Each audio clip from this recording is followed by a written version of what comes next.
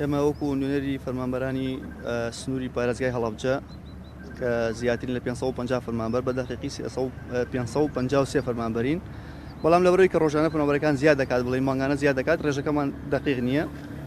داوای مافی یاسایی خۆمان کە 3 ساڵە بکرێن بە هەمیشەیی، 3 ساڵ تەواو بکەین ببین بە هەمیشەیدا ئەو مافەمانەکەین. لێرە گرتبووینەتەوە ئەگەر ئەو فەرمانبەرانی کە لە پشتمەوە بیان بینن، ئەوانەی کە ئامادە بوون لە هێرش و لە هەموو شارەکانی کە لە هەموو قەزا و ناحیە و پارێزگاکانی کە هەموو یەک داوامان هەیە کە بکرێن بە هەمیشەیی، 3 ساڵمان تەواو کرد بکرێن بە هەمیشەیی.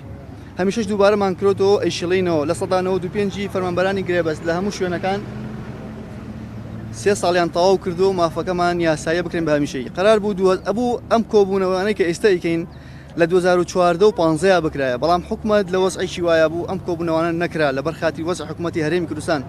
ئەبوو لە 2016 بکرایە بۆی نەبوونی و دابەزی نرخی نەوت و نەبوونی داهاتێک بۆ فەرمانبەران ئەو شتانە نەکراوە، بەڵام ئێستا حکومەتی هەرێم هیچ بەهانەیەکی نییە بۆ ئەوەی کە ئێمە نەکا بە هەمیشەیی. مافێکی یاسایی خۆمانە، فەرمانبەرمان هەیە 15 ساڵە، فەرمانبەرمان هەیە ئەگەر لە کامێرەکان دەرەکەوێت کە سەری سپی بووە تەمەنی کردووە نزیکی خانەنشینیە، هیچ شتێک شمولی ناکە، هیچ مافێکمان نییە لە مافە، بەڵام لە ئەرکا لەسەر کارین وەکو فەرمانبەر هەمیشەیەکان کارەکەین، وەکو فەرمانبەرانی هەمیشەیی دەوامی خۆم ئیدامە پێیاوە لە کاتی قەیرانە، لە کاتی نەبوونی پارەیە، لە کاتی تەنانەت هەمیشەیەکان ئامادەیان تیانە بۆ دەوامکەن. ئێمە لەوێ ئامادەیمان هەبووە، هەوڵمان ناوە کە ئیشی هەوڵاتیان پەیان نەکەوێت.